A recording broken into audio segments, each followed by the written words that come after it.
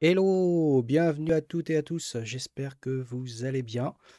C'est reparti pour un nouveau live. Ça fait peut-être 3 semaines que j'en ai pas fait, quelque chose comme ça. Je crois que le dernier il date du 6 mars. Donc, alors, vous avez effectivement peut-être constaté que sur Twitter, tout ça, j'avais été relativement tranquille pendant peut-être une dizaine de jours, etc. J'avais pas fait de live aussi exprès. Donc merci à ceux qui m'ont envoyé des DM pour me demander si ça allait, etc. Donc ne vous inquiétez pas, c'était pas un problème de santé, c'est plutôt un problème de boulot. Donc ce sont des choses qui arrivent. Malheureusement, je viens de vivre une période un petit peu compliquée, on va dire, au niveau boulot. Peut-être que je vous raconterai ça une prochaine fois où j'écrirai quelque chose sur le sujet.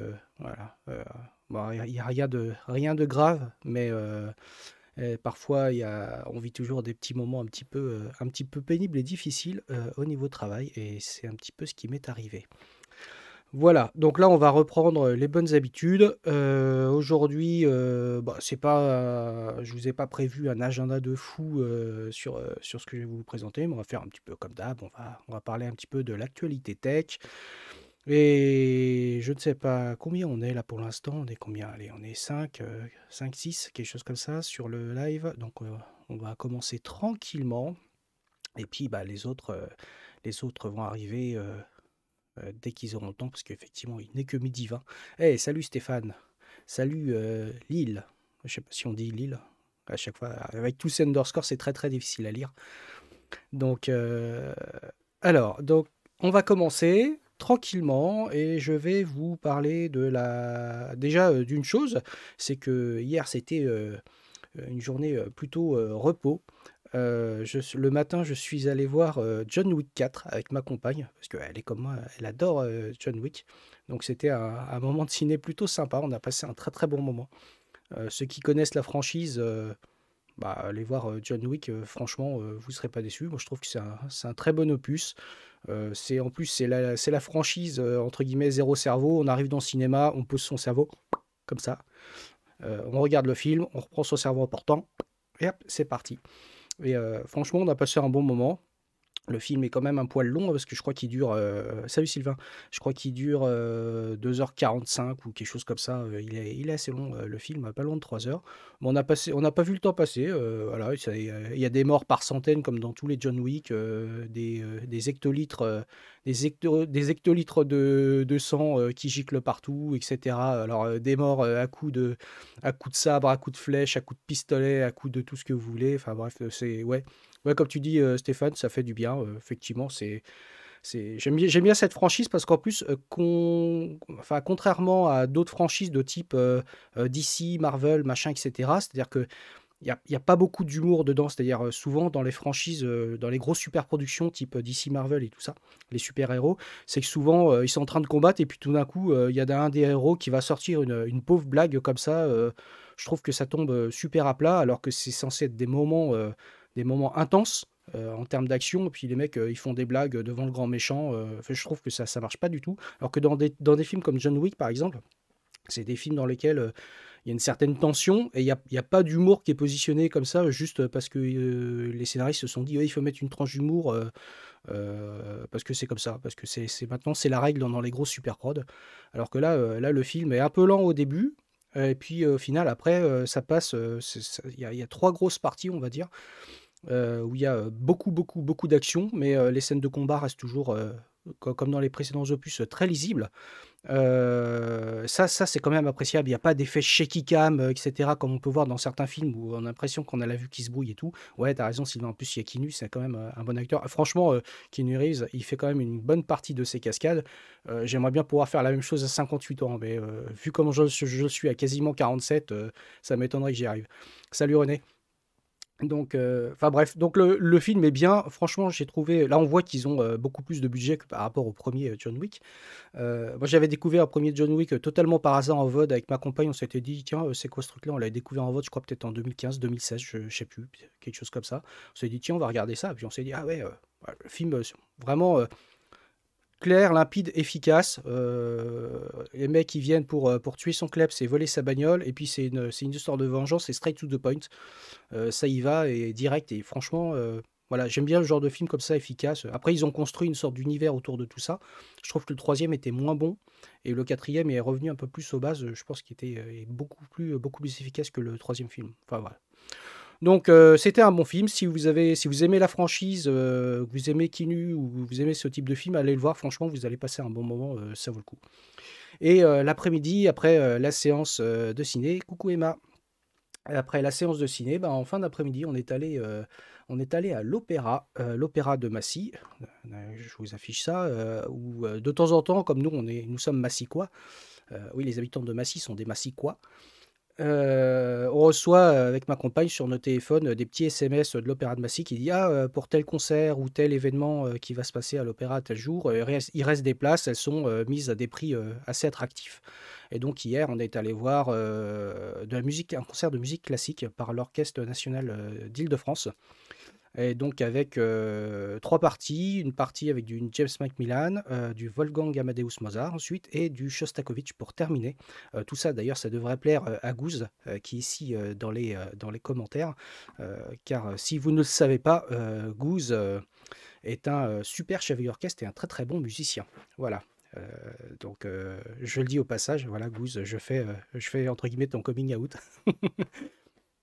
Donc, franchement, on a passé un très très bon moment. C'était vraiment sympa. Ma compagne connaissait pas du tout Shostakovich, donc qui est un compositeur russe avec une musique, enfin, à la russe assez grandiloquente, j'ai envie de dire. Et donc, effectivement, cette symphonie numéro 10, enfin, il y a des périodes assez calmes, puis des périodes où c'est ta, ta, ta, ta, ta, ça y va, quoi. C'est très grandiloquent. Et mais on a passé vraiment un très très bon moment. Bon. Autant vous dire qu'un un dimanche après-midi à l'opéra pour écouter de la musique classique, la moyenne d'âge était relativement élevée. Oserais-je dire que nous faisions partie des plus jeunes? La vérité est sans doute pas très loin. Mais c'est très sympa, surtout pour 10 euros le billet. Franchement, ça vaut le coup. Donc si vous avez des opéras qui font ce genre d'activité autour de chez vous, bah, faites-le. Et puis franchement, ça vaut le coup, surtout si vous n'êtes pas habitué à aller voir de l'opéra ou de la musique classique, ce genre de choses. Ça permet aussi de pouvoir découvrir à des tarifs assez attractifs. Voilà, voilà, voilà. Ah bah oui, en plus toi Emma, ouais, tu étais 14h à 20h à l'auditorium. Bah, c'était pour répéter, je crois. Parce que Emma, qui est dans les commentaires, c'est ma fille, elle est musicienne avec mon fils aussi. Et ils étaient en pleine répétition. Voilà, voilà. Bah là, on va reprendre une activité normale, si je puis dire, parce que là, je n'arrête pas de parler de ma vie. Les vieux diraient 3615 Code My Life. Donc, on va partir sur un petit peu les news habituelles. Et je vous parle déjà pour commencer bah, de Noyau Linux, un petit peu comme d'habitude. Donc là, ça fait 3 semaines qu'on ne s'est pas vu. Je vous avais parlé de la 6.3 RC1. Comme ça fait 3 semaines qui se sont écoulées, bah, nous voici à la 6.3 RC4. Donc, la release candidate RC4 apporte toujours pas mal d'améliorations, d'intégration de nouveaux pilotes. Je dirais que c'est une version qui promet d'être intéressante, je pense, la version 6.3, parce que je vais vous afficher un petit peu ce qu'avait écrit Phoronix sur le sujet, sur les améliorations, les intégrations de nouveaux matériels. Il y aura quand même pas mal de choses qui sont ajoutées. Là, vous le voyez à l'écran. Donc l'IBRFS pour l'architecture Zen 4, le LKGS qui a intégré l'Intel, le support Intel LKGS, voilà. Pas mal de choses autour de l'ARM. Et aussi du RISC-V. Ça, c'est quand même super intéressant parce que le RISC-V fait de plus en plus son entrée en profondeur dans le noyau. Et j'ai vu passer, j'ai pas noté la référence, mais j'ai vu passer ce week-end une nouvelle SBC, Single Board Computer, une carte à base de RISC-V. J'ai vu passer ça sur Twitter, il faudrait que je retrouve ça, que je vous le repartage, qui avait l'air super intéressante pour pouvoir commencer à avoir des SBC de type Raspberry Pi et assimilés côté RISC-V. Et là, ça avait l'air d'être quelque chose qui était relativement équivalent. Il faut que je remette la main là-dessus et je vous le partagerai. Donc en tout cas, le RISC-V fait de plus en plus son entrée dans le noyau Linux, au même titre pour arriver, je dirais, un petit peu taquiner ARM sur ce domaine, sachant que ARM commence à avoir son système de licensing qui risque de changer. Puisque SoftBank, qui est son propriétaire, a beaucoup de difficultés financières en ce moment et cherche à rentabiliser cet achat d'ARM par tous les moyens. Et donc, par exemple, les licences qui sont vendues aujourd'hui, puisque je le rappelle, ARM est est un fondeur sans usine, c'est-à-dire il ne fabrique pas du processeur, il ne fabrique que des cœurs, comment je dirais, que des cœurs sous licence. Après, les fabricants peuvent récupérer ces cœurs, les modifier et les faire fabriquer. Ils payent une licence d'utilisation pour ça. Puis comme la plupart des processeurs ARM sont quand même énormément utilisés en téléphonie, bah, SoftBank ne voudrait plus faire payer au processeur, mais avoir un pourcentage carrément sur le téléphone, ce qui permettrait mécaniquement de faire augmenter ses marges à eux. Et donc, bon, bah, ça commence à sentir mauvais et de plus en plus de fondeurs commencent à s'intéresser de plus en plus à l'architecture RISC-V, qui, je le rappelle, est une architecture open hardware. Donc, tout le monde est capable de se baser sur l'architecture RISC-V, de pouvoir construire son processeur, son microcontrôleur à base d'architecture RISC-V et d'ajouter autour tout ce qui est nécessaire, comme aujourd'hui on le fait pour ARM, mais sans avoir besoin de reverser de coûts de licence. Donc, c'est super intéressant. Et depuis quelques mois, on voit une vraie dynamique autour de cette architecture et dans le noyau Linux, ça commence vraiment aussi à prendre pas mal d'ampleur. Donc, voilà, ça c'était pour la petite histoire. Et donc sur la partie donc du noyau Linux, je vous partagerai de toute façon comme d'habitude tous les liens dans le replay qui sera mis sur YouTube tout à l'heure. Donc il y a pas mal de choses qui sont ajoutées dans le noyau Linux 6.3. Donc la RC4 apporte pas mal d'améliorations, pas mal de corrections de bugs aussi, des améliorations de performance à plusieurs niveaux, notamment sur la partie si je me souviens bien, gestion de la mémoire et la partie randomisation des espaces d'adressage, et ce genre de choses. Donc voilà, c'est plutôt intéressant. Donc salut Joël.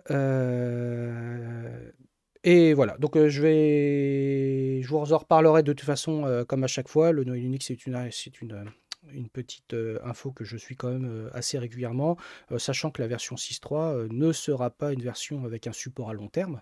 Je le rappelle, le support à long terme, c'est la version 6.2. Je pense que celle qui aura le prochain support à long terme, ce sera plutôt la 6.4. Voilà, donc ce sera plutôt une version intermédiaire, la 6.3. Quand elle sortira, d'ici, je pense, 4 à 5 bonnes semaines, peu ou prou. En général, on peut compter, il y a 7 à 8 release candidates avant la mise à disposition de la version finale. Ensuite, sur la partie suivante, j'ai vu passer cette info qui n'est pas une info révolutionnaire, mais qui mérite d'être abordée. Donc, il y a Mesa qui a annoncé la version 23.01, donc 6 mois après la version de Mesa 23. Alors Mesa, qu'est-ce que c'est? Pour celles et ceux qui ne savent pas, Mesa, c'est la couche qui permet d'implémenter tout ce qui est GPU autour de la 3D, c'est-à-dire donc OpenGL, Vulkan, etc., etc.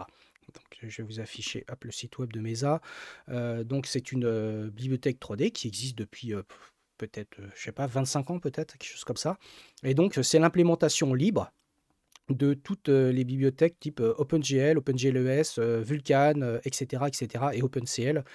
Donc c'est quelque chose, ils travaillent en très forte collaboration avec le groupe Chronos, qui est le groupe de standardisation d'OpenGL et de Vulkan, notamment.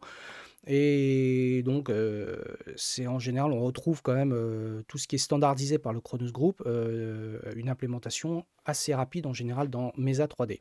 Donc, Mesa, vous l'avez sur tous vos desktops Linux, enfin tous vos systèmes Linux, BSD, etc.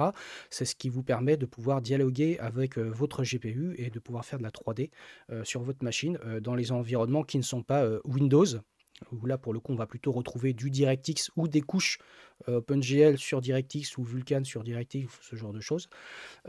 Ou Mac, où là, ils vont plutôt promouvoir, ils abandonnent progressivement l'OpenGL, ils vont plutôt promouvoir leur API maison qui est Metal, mais qui est quand même, à mon sens, c'est un avis qui est somme toute personnel, j'ai pas grand-chose pour étayer ça, hormis un petit peu mon regard affûté là-dessus, qui me semble un petit peu loin du ballon en termes de caractéristiques par rapport à Vulkan et par rapport à DirectX. Voilà. Donc je pense que Metal pour l'instant c'est pas encore au niveau des autres API pour pouvoir faire de la 3D. Donc pour en revenir à nos moutons, Mesa donc vient de sortir une version 23.01. Comme on voit qu'il y a surtout le dernier chiffre qui a changé, c'est quand même une version assez micro, ou qui va intégrer essentiellement des petits patchs, des petits correctifs à droite à gauche. Certains vont être des petites corrections de bugs, d'autres vont être des petites corrections qui vont permettre une bonne amélioration de performance à certains niveaux, certains goulets d'étranglement. Si ça vous intéresse, n'hésitez pas à aller lire un petit peu le changelog. Il y en a pas mal, hein, donc je ne vais pas tout vous détailler ici. Mais sachez que c'est quand même aujourd'hui une fondation assez importante sous les environnements de type Unix, donc BSD et Linux notamment, pour ne citer que, mais pas que, et qui permet quand même de pouvoir bénéficier de la 3D, ce qui n'était pas le cas il y a 20 ans. Voilà. Donc, tu dis, j'attends avec impatience Virgile avec le support du transcoding vidéo et API dans une VM. Oui, ouais, ouais, tout à fait. Ouais, moi aussi, j'attends ça avec impatience. Comme le dit Lille, donc Virgile, c'est le support de la 3D virtualisée, c'est-à-dire de pouvoir partager entre guillemets son GPU directement sur des machines virtuelles. Donc, pourra faire partitionner en quelque sorte son GPU. Aujourd'hui, notamment dans des environnements comme Proxmox, etc. Ce type d'hyperviseur, on n'a pas encore une implémentation qui est satisfaisante au niveau de la 3D. C'est-à-dire, on ne peut pas vraiment partager réellement son GPU de mémoire. Ce n'est pas quelque chose que je fais souvent. Si jamais vraiment on veut utiliser un GPU physique dans de la virtualisation, le plus souvent on fait du PCI pass-through, c'est-à-dire on va faire mapper la VM directement sur un périphérique PCI qui soit physique. Donc ça, par exemple, Proxmox VE le supporte, mais ce n'est pas le seul hyperviseur qui le fait. Et donc, voilà, donc c'est soit on partage le plus souvent l'intégralité d'un GPU, enfin donc d'une carte graphique pour une VM, mais c'est plus difficile justement de pouvoir répartir un petit peu l'usage de partitionner son GPU sur différentes VM. Peut-être que je dis des bêtises, hein, si je dis des bêtises, n'hésitez pas à me le dire. En tout cas, bon, j'ai pas trop d'expérience là-dessus parce que j'ai jamais eu trop de besoin d'utiliser la 3D accélérée dans des VM avec par exemple un seul GPU ou deux GPU. Mais bon, c'est quelque chose qui est quand même aujourd'hui pas encore assez industriel. Donc Virgile, c'est toute l'implémentation des périphériques au niveau Linux qui permettent, un peu comme les périphériques Virtaio, puisque ça en fait partie, d'avoir un accès presque direct au matériel, en tout cas avec un très léger overhead, ce qui permet d'avoir des perfs assez intéressantes. Ensuite, je vous parlais de Proxmox justement. Alors toi, tu utilises que des VM, Virgile marche super bien, mais pas de transcoding vidéo. Ah d'accord, ok. Donc écoute, c'est bon à savoir. C'est vrai que le transcoding vidéo, moi, j'en fais pas particulièrement, donc j'ai pas cette expérience sur le sujet. Mais c'est vrai que pour pouvoir exposer tout ce qui est carte graphique, GPU, au même titre qu'aujourd'hui, on est capable de partitionner nos CPU comment je dirais, auprès de nos différentes VM, ça peut être quelque chose d'intéressant. D'ailleurs, tu nous dis, Lille, tu utilises Virgile, mais tu utilises sur quel type d'hyperviseur? Ça peut être intéressant que tu nous le notes là dans les commentaires. Voilà, et donc justement en parlant d'hyperviseur, j'arrive sur la news suivante où j'en ai parlé d'ailleurs cette semaine sur Twitter. C'était la sortie de Proxmox VE 7.4. Donc c'est une nouvelle release qui est donc basée sur Debian 11.6, donc qui est la dernière Debian stable.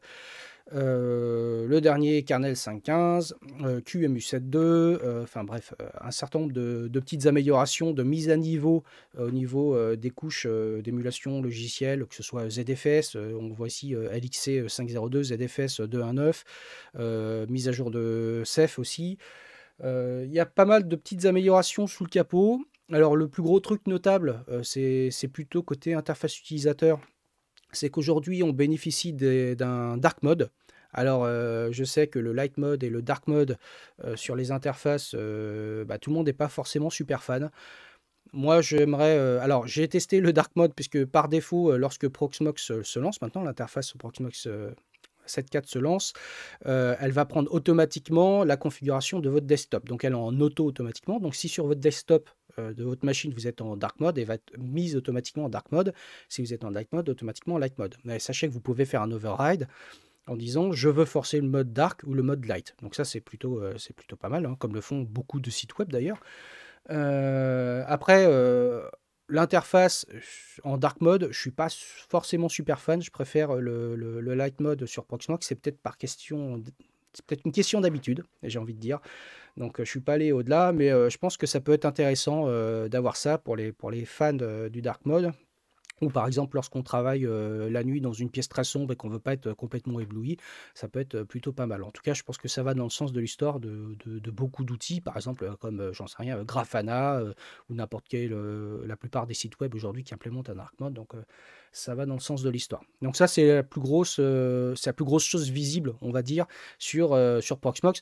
Après, il y a eu pas mal d'autres petites améliorations. Allez voir le changelog, il est relativement long encore.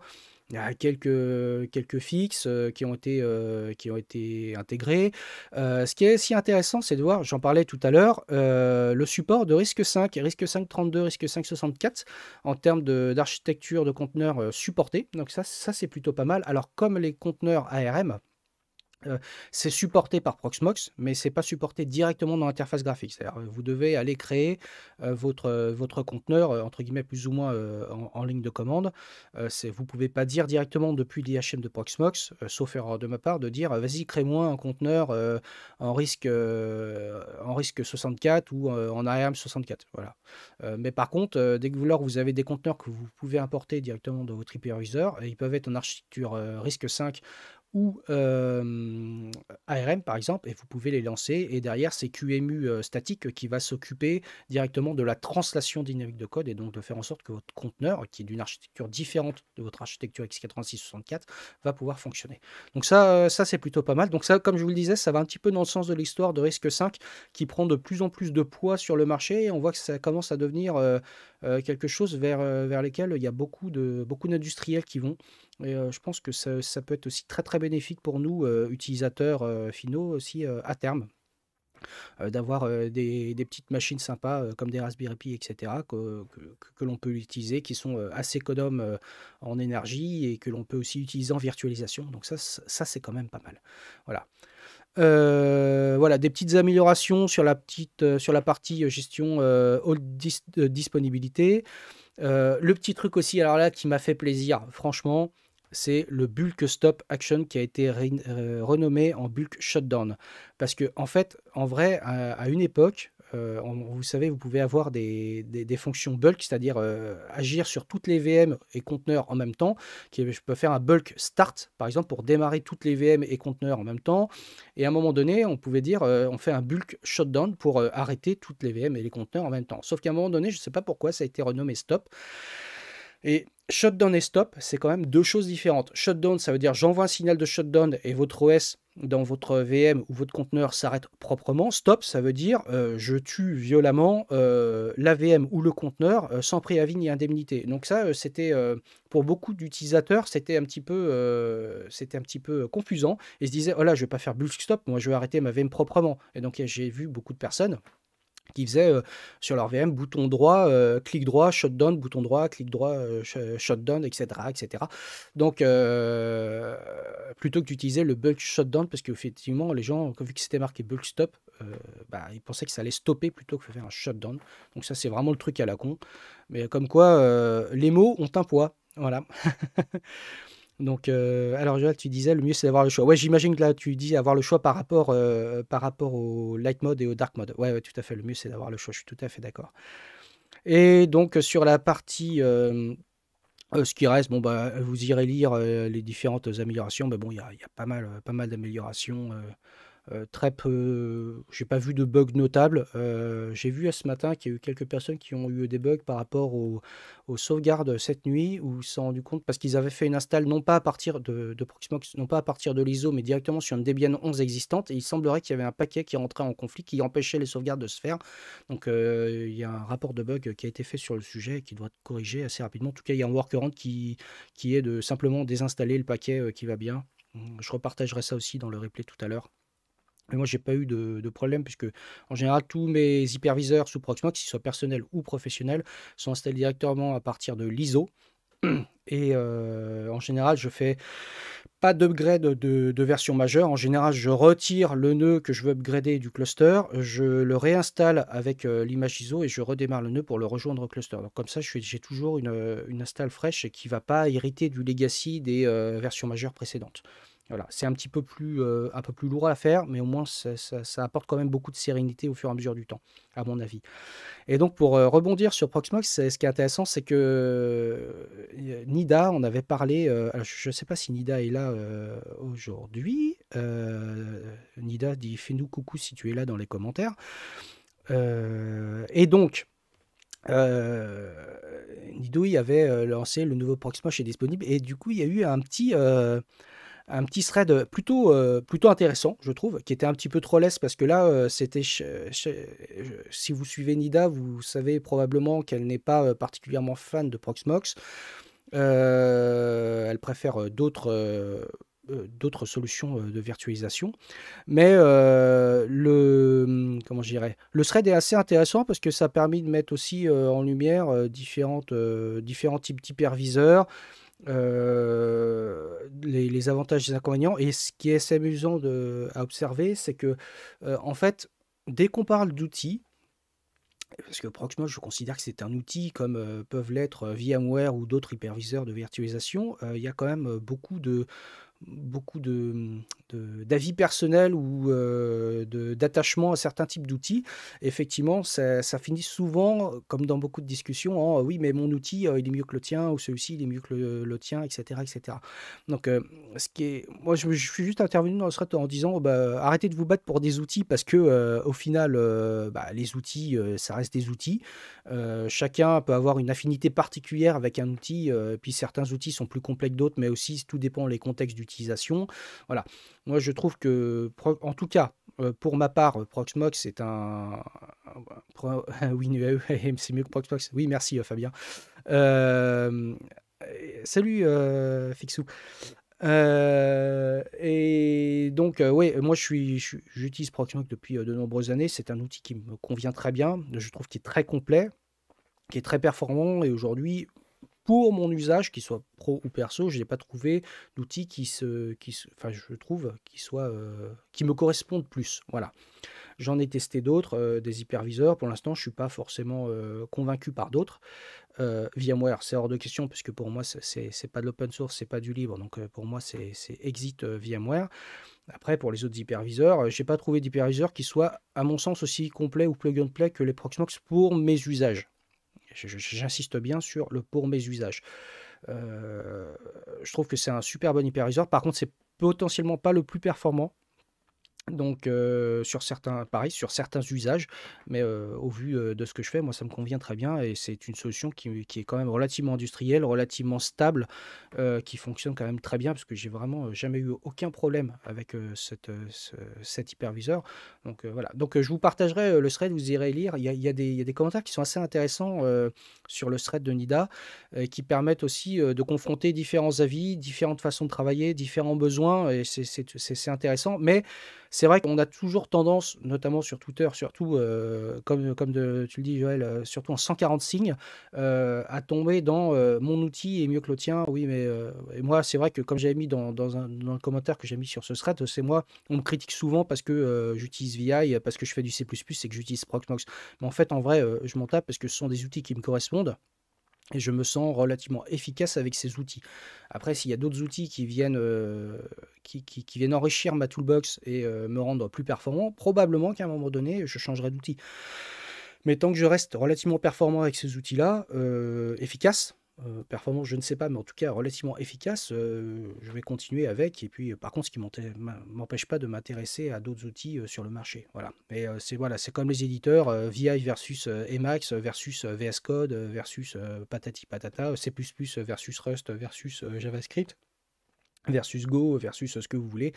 Enfin bref, en ce moment, on ne voit que ça depuis des mois. C'est un peu pénible. Mais bon, c'est comme ça. Ensuite, pour la news suivante, je ne sais pas si vous l'aviez vu passer.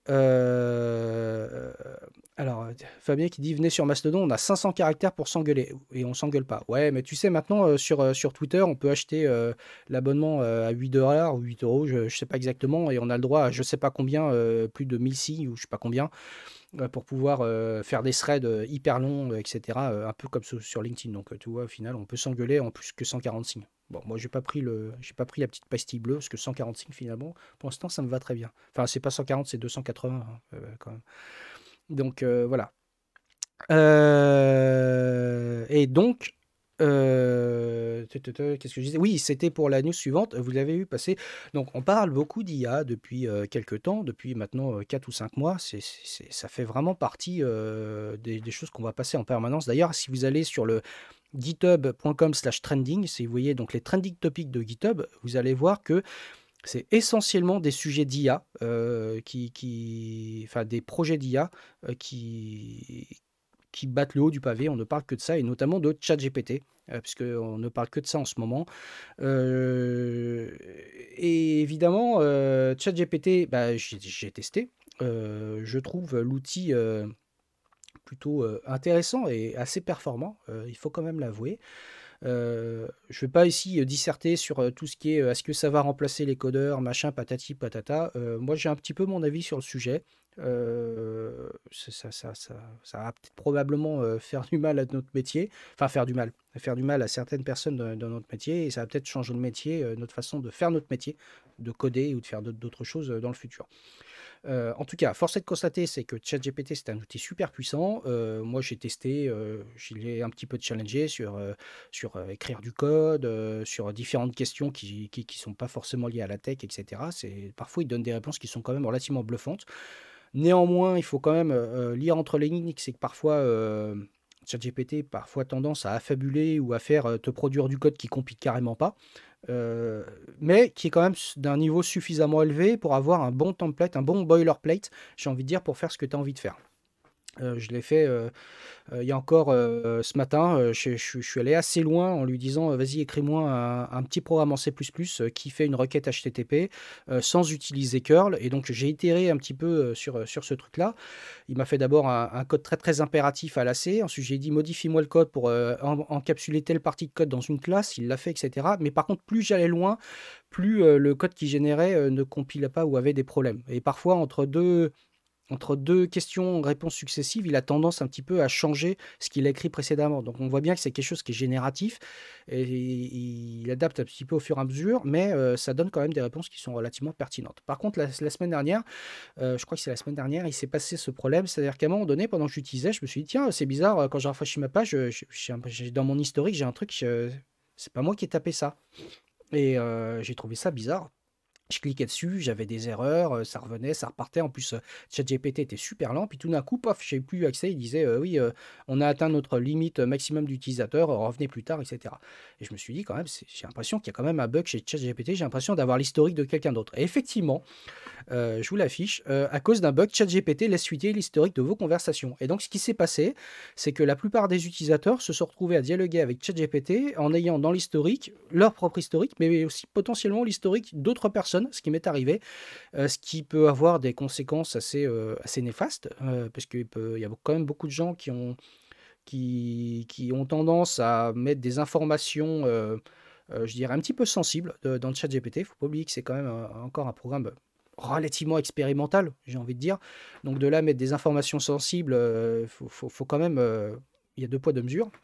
Mais du coup, il y a des gens qui se sont retrouvés avec des historiques de gens, d'autres personnes pour lesquelles il y avait quand même des données assez sensibles, même s'il n'y a pas le nom et le prénom de la personne, etc. On pouvait tomber sur des choses qui n'ont pas forcément vocation à être diffusées à d'autres personnes.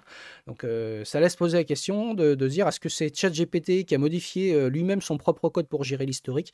La question mérite d'être posée. Mais ce qui est assez amusant, c'était le lendemain, donc j'étais revenu sur ChatGPT, ils n'avaient pas encore annoncé qu'ils avaient eu un bug. J'ai posé, et l'historique était désactivé, donc j'ai posé la question à ChatGPT en lui disant mais pourquoi mon historique est désactivé, pourquoi je ne peux pas accéder à mon historique d'hier, et il m'a dit je ne suis qu'une intelligence artificielle générative, enfin je vous résume le truc parce que j'ai plus le texte, en ceci je ne peux pas vous donner de réponse, patati patata. C'est-à-dire il a brodé autour, il n'était pas capable de me donner la réponse, c'est-à-dire que lui-même n'était pas aware du fait qu'il y avait eu un bug sur sa propre plateforme, donc c'est assez amusant, mais par contre il a essayé de me broder une réponse qui pouvait se tenir en termes de bottage en touche.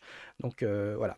Donc si vous êtes gros utilisateur ou utilisatrice de ChatGPT, testez l'outil. Franchement, je trouve que c'est assez bluffant. Et il donne quand même parfois des réponses qui sont assez bluffantes. En termes de code, oui, j'avoue que ça marche plutôt bien.